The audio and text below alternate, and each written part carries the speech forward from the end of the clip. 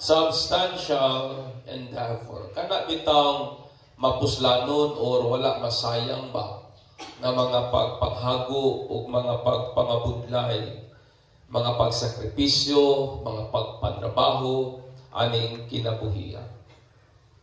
Ang ato ang pagpamlandong makita nato in the book of Psalms 127, 1 down to 2, ang pulong sa Dios nagingon. Sa New King James Version, kining akong gigamit. Maliog na lang kong sundason. Unless the Lord, o a song of ascents of Solomon, unless the Lord builds the house, they labor in vain who built it. Unless the Lord guards the city, the watchman stays awake in vain. It is in vain for you to rise up early, to sit up late, to eat the bread of sorrows, for so he gives his beloved sleep, mga igsoon. Ingon pa ang Bible nga kawang lang daw kuno ang atong pagtukod sa balay, kung ang Dios wa mag-uban niini. Kawang lang daw kuno ang pagbantay sa usang syudad, kung ang Ginoo dili magbantay niyana. Kawang lamang ang atong pagmata sa iyong buntag, matulog gabi na, o makakaon sa bunga sa atong mga hinaguan. O ingon ang Bible, kay siya man ang naghatag og pagkatulog niya itong iyahang mga pinangga o hinigugma, mga igsoon. Aning kalibutan nga naat karon nga temporaryo tang nagpuyo o naglawi, kini nga kalibutan is corrupted and severely damaged by sin. Kansang ang standard is contradictory sa standards nga iya sa Dios. Maning kalibutan natong gipuyan karon ang iyang sumbanan sukwahi sa sumbanan nga iya sa Dios. Tungod kay ang kalapusan are mostly defined as financial freedom. Aning kalibutan nga itong gipuyan karon, pag mayong ka kauswagan, mayong kalampusan, kasagaran ang definition niya na is financial freedom. Kanang nakay kagawasan financially, nga di maglabad imong ulo in terms sa panapi, mga igsoon. Hedonistic nga lifestyle. Kana bitang klaseng kinabuhi nga ang imo halamang pleasure kanunay nimong gipatuyangan. Nga magmalipayon ka sa tanan to the extent, mga igsoon, nga wa kay ihikaw sa imuhang kaugalingon. Being narcissistic, kana bitang pagkamahigugmaon gyud sa kaugalingon, nga walay laing importante imong kaugalingon, mga igsoon. Possessing great wealth and power to influence. Diba? Mao nang definition sa success sa atong panahon karon. Pagbaton o kwarta, pagbaton o kagahom, para maka-influence ka sa aban, madiktahan nimo ang ilahang opinion, ang ilahang desisyon, to the extent nga ang imuhang gusto nila, mo'y mahimong matuman, mga igsoon. Aning nga mong definition sa success, people are mentally conditioned and who's brainwashed to think success in the ways of the world. Sa mao nga kahintang, mao nga definition sa kauswagan, kita nga mga tao usahay ginakondisyon ang atong una-una o usahay gali gina-brainwash pa kita sa paghuna-huna sa kauswagan, sa standard o sa kondisyon o sa definition ngayon sa kalibutan. And then, dictating them to work until they retire. Mo na nga usahay madiktahan ta nga hala sige trabaho gyud hangtod nga kapuyon ka na lang or hangtod nga mo retire o muundang ka na lang, thinking nga mao ni ang definition sa kauswagan, mga igsoon. Ang tao nga nagsulat aning Psalms, nga mag-uhay lamang natin gibasa, nasay katungod, nasay tanang katungod para nga ipagawas ang unsay nasay ang hunahuna. For he was a man who has everything nga pwede natong panganduyon, damguhon o tinguhaon sa kinabuhi, mga igsoon. Kaning tawanan nga nagsulat, possess great wisdom and secular knowledge. Nasay dili matupngan nga kinaadman ug nabod siya dili matukngan nga secular usab nga kahibalo mga igsoon. Kung siguro sa atong panahon karon nagdubli-dubli ang iyang doctorate, nasa theological nga knowledge, napagid siya secular nga knowledge. Bright kini nga tao mga igsoon. Daghan siya gisulat nga mga literary o mga poetical nga mga libro. Daghan siya librong gisulat. And then, he also possesses great wealth. Napagyud niya ang daghang kaptangan. Ngayon gali ang Bible, nga ang iyang sweldo as a king is 666 tons, if I'm not mistaken, of gold per year. Mo niya ang sweldo as a king. Ambot ba kung nakakasweldo ba taging anak?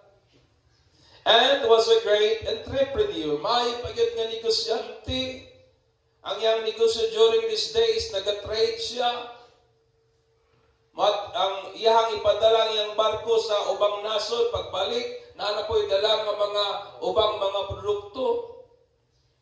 And then, usa ka politician, tactician, and then a king. O gawas niya na gwapo pagyud nga tao. Halos na niyang tanan ba?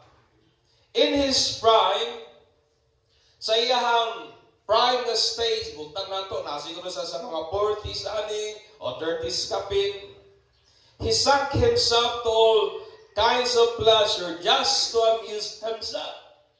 Iyang patuyangan ang iyang kaugalingon sa tanan, klaseng kalipay, kakulian, o tanang klaseng kalingawan o kahilayan, aron lamang i-amuse o lipayon ang iyang kaugalingon.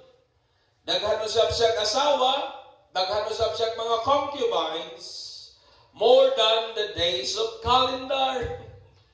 Daghan siya asawa, mas nanubra pa ka sa pizza sa kalendaryo. O ginatong adlaw-adlawon, magluyag yun siya. Kasunod pa muna ako mga igsoon.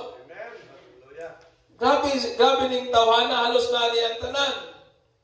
He has achieved what the world called success. Nakabot niya ang definition sa kalibutan nga kauswagan. But his word prostrates us. Because, ingon niya, unless the Lord builds the house, our labor is in vain.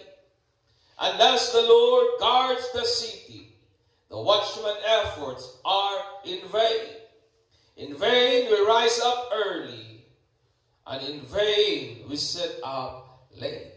Taliwala sa tanan niyang nakabot, ingon siya, nga kung wala ang Ginoo, tanan natong mga paghagog, pangapagpangabudlay sa kinabuhi, kawang lamang. Ang atong pagpaningkamot, dugay tang matulog, sayot tang mumata, ingon man ni Solomon, it is in vain, mga igsoon. So ani nga butang o ani nga passage, may duhang butang atong makita. It is a very powerful principles nga motabang nato nga maghimo nga kining atong mga pagpaningkamot, mga pagpangabudlay sa kinabuhi, dili mahimong kawang, but mahimong substantial, mga igsoon. Duhang butang I want to impart aning sa iyong kabuntagon. Una, that without the Lord's direct involvement, all our endeavor only amounts to nothingness.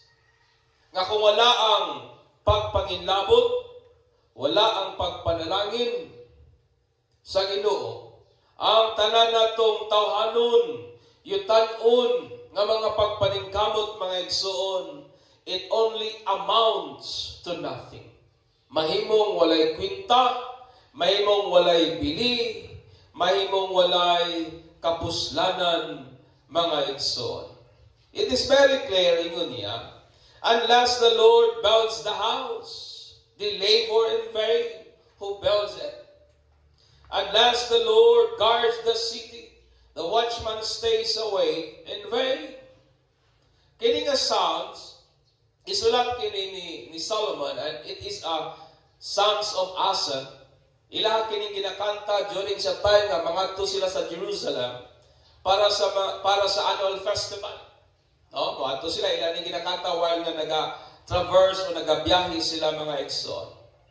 O kini nga Psalms, wala kini mag-suggest of passiveness sa ato ang part nga magtanga lamang kita.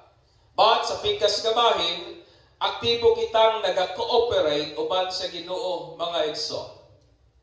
Ang pulo nga house, nagdala kini siya luag nga pagpanabot gikan sa word nga balay, ngadto sa tent, ngadto sa tabernacle, ngadto sa fortress, ngadto sa palasyo, temple.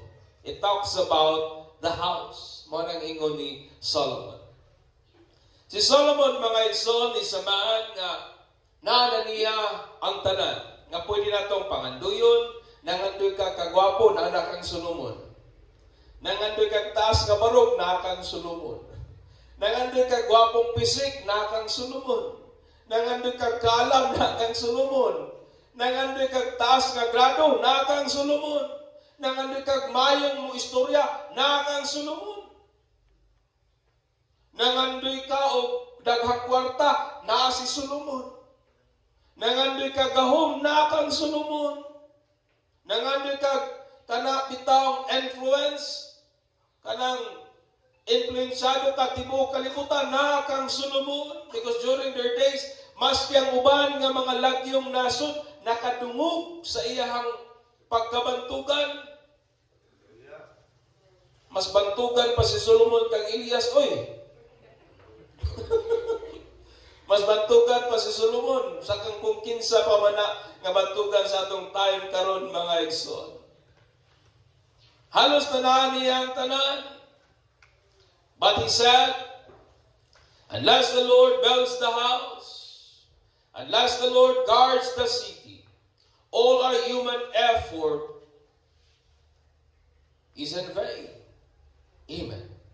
Ang tanan natong tawhanong mga pagpangabudlay, mga pagpaningkamot kawang lamang. Ang lisod nga kamaturan about aming atong tawhanon o yutanon nga mga pagpangabudlay is it all accounts or amounts to vain. O nangingin ni Solomon. Ang kamaturan sa atong mga pagpangabudlay aning kinabuhian, it all amounts to vain, to empty. Walang word na vain, empty. Vanity, falsehood. O sa lamang daw kuno kadakong baka, o dakong ilat, inon bang Solomon, nothingness, worthlessness, mga igsoon. Mao na ang value sa atong mga paghago aning kalibutana. All our personal sacrifices, all our stressful labor, all our hard works, all our sleepless nights, only account to nothingness. Amen.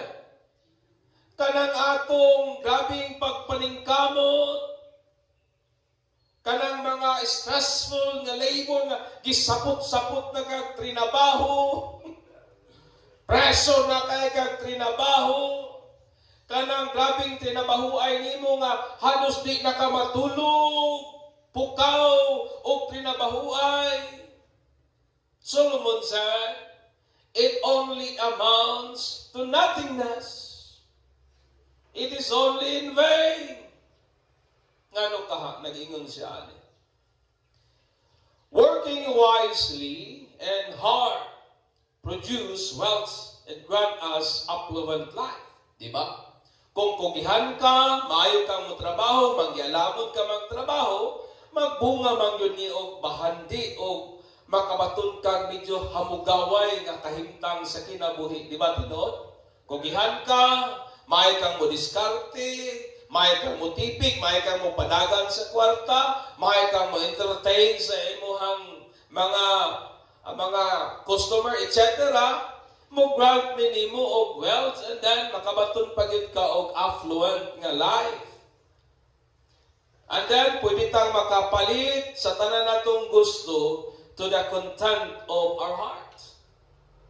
Mo man atong pangandoy, di ba? Trabaho para makasakyanan, makabalay, etc. o guban pa to the content of our heart.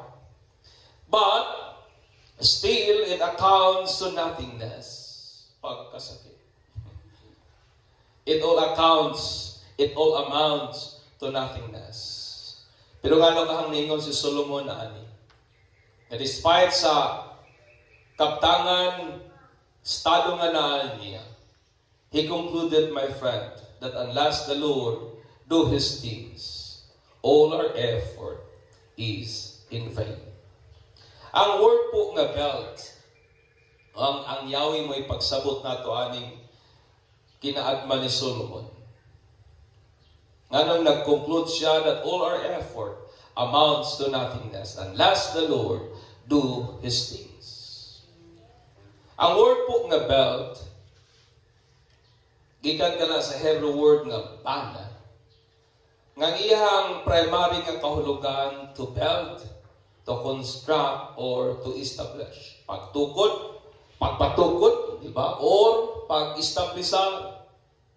Nga nagdala o naghatod na ito pagsabot o panghuna-una of creating something stable and enduring. That is the word belt. Pagtukod o usang butang nga mulungtad, mulas forever. Amen.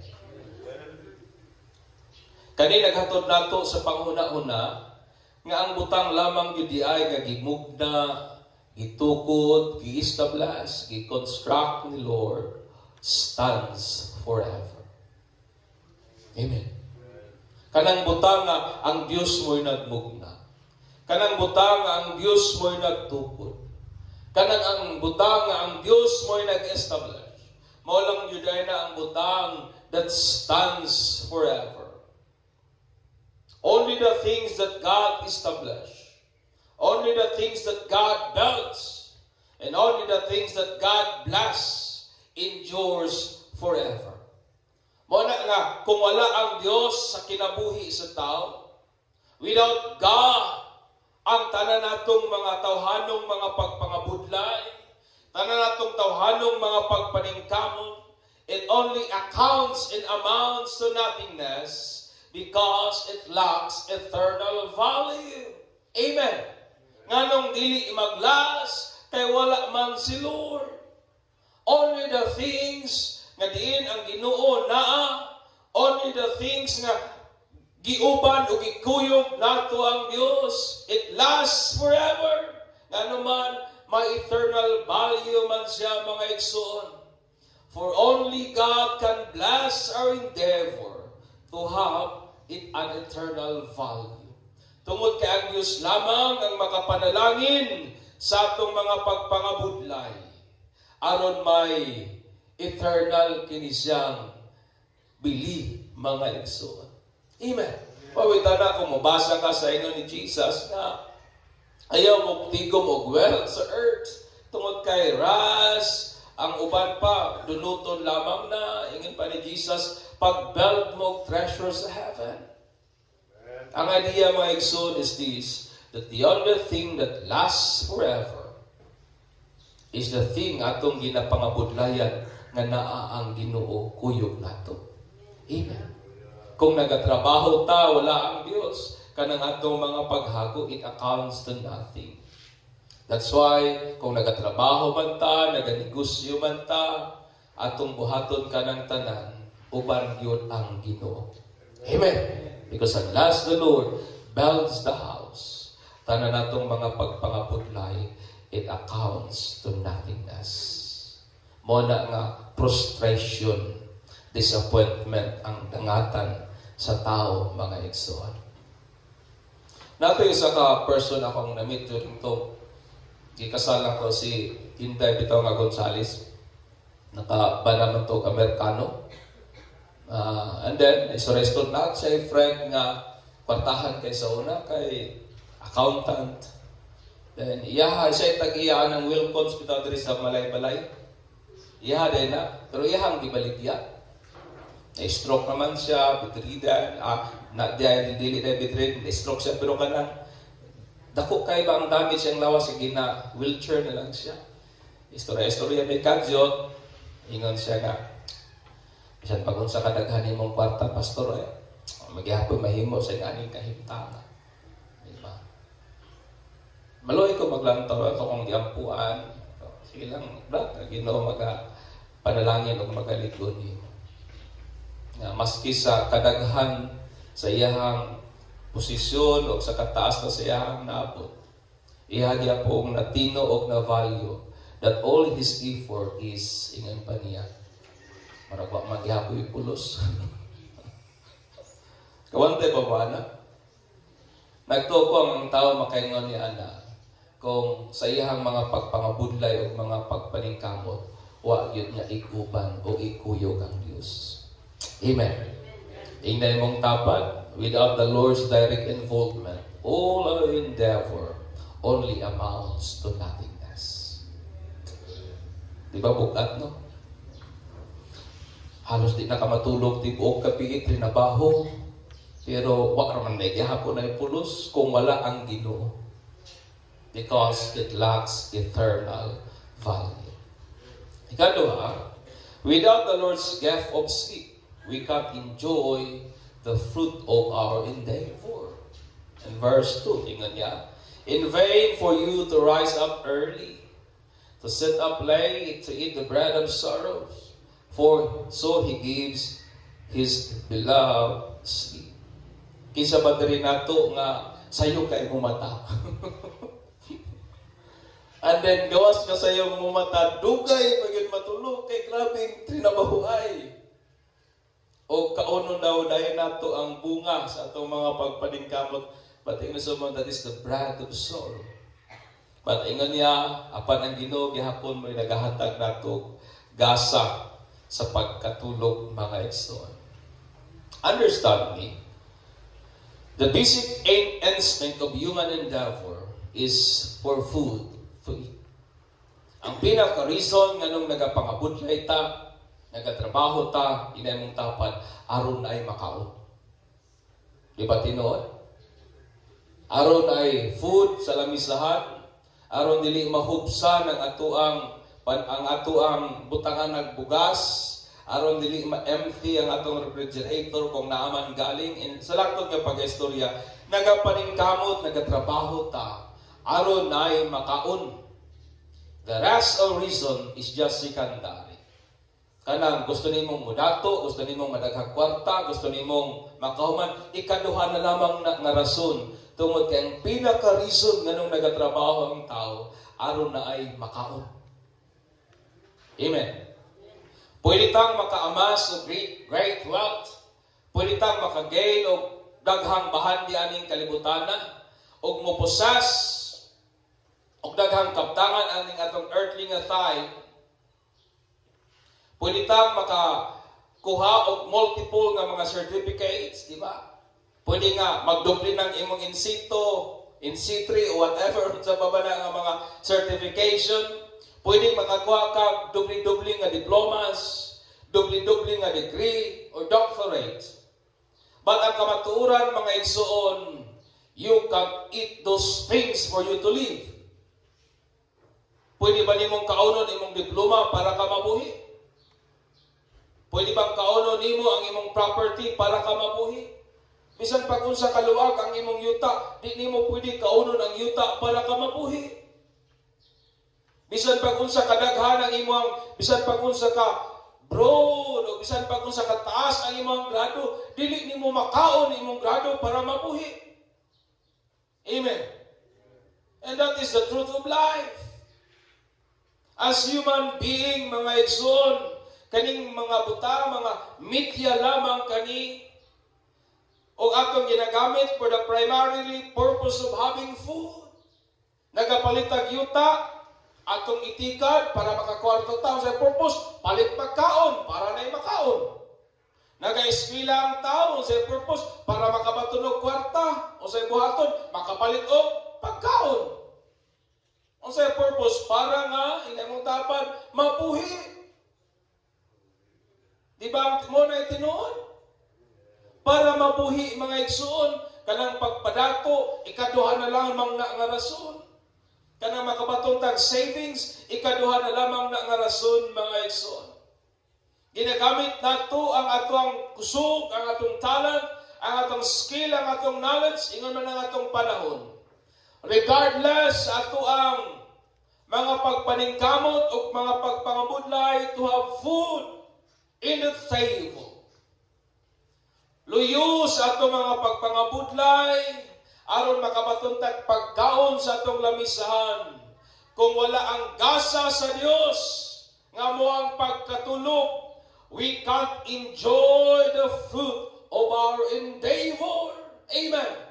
Kung wala tagigasahan sa Ginoo og pagkatulog, dili gyud nato ma-enjoy, mapahimuslan ang bunga sa atong mga paghagog, mga pagpaningkamot, mga igsoon. Ang pagbaton o pagkaon, it depicts blessings. Nagulagway ka na, nagpakita, nagpagpanalangin, enjoying your food, naghulagway ka, nag-imong gikalipay ang panalangin.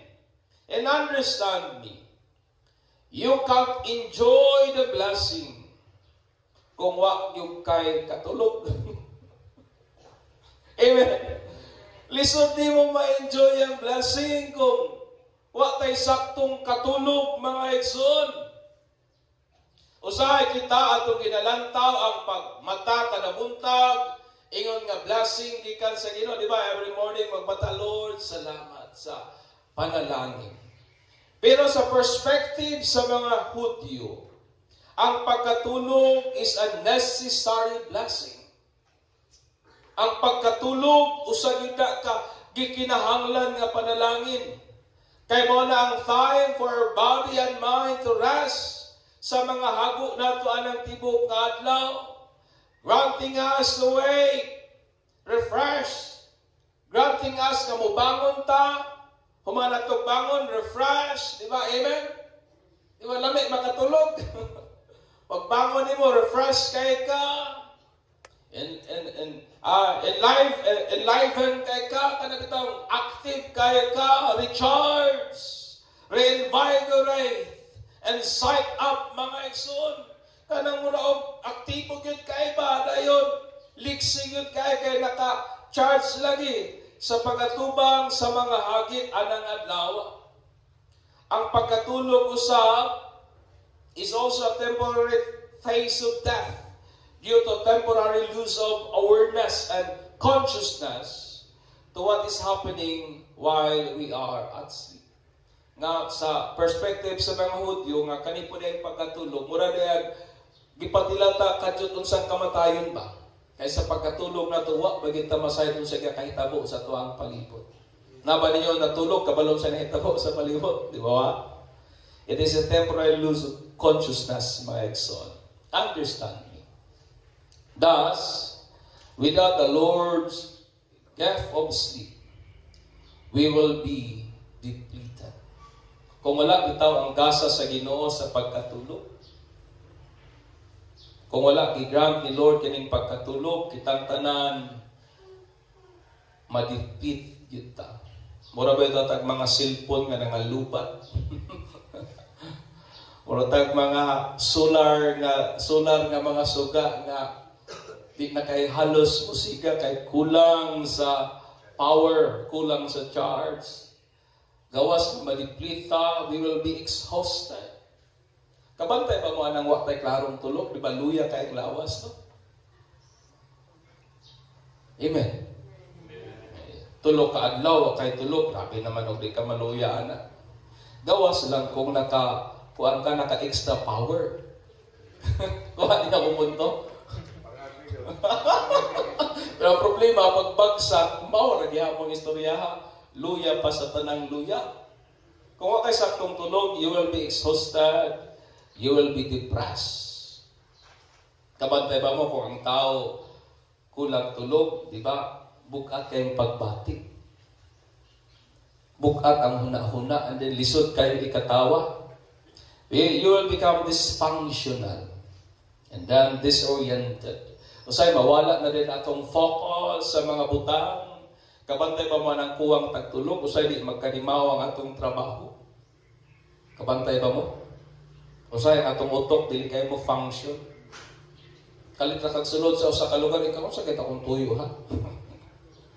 We will become disoriented and dysfunctional. Stress. Muna trabaho kung kuwang og tulog ng tao, stress. Muna dali kay kang mangunot, dali kay kang sige ka ng kilay, etc. And you will become zapped. Mahimo kang mag-uga. Kabantay ba mo kung kulang og tulog ang tao, dry kay ang panit. Di gawas nga dry ang panit, dry pa gyud kay batasan. Kuwang og tulog. Lain ba ya gud kuwang tulog mga igsoon? And then luya. Causing us to lose our appetite to enjoy the fruit of our labor. Ma-enjoy pa ba nimo ang panalangin sa Ginoo kung sige na kag-ana? Ma-enjoy pa ba nimo ang blessing ni Lord, ang adlaw nga gihatag sa Ginoo kung ang imong utok disoriented? Di ba, dili?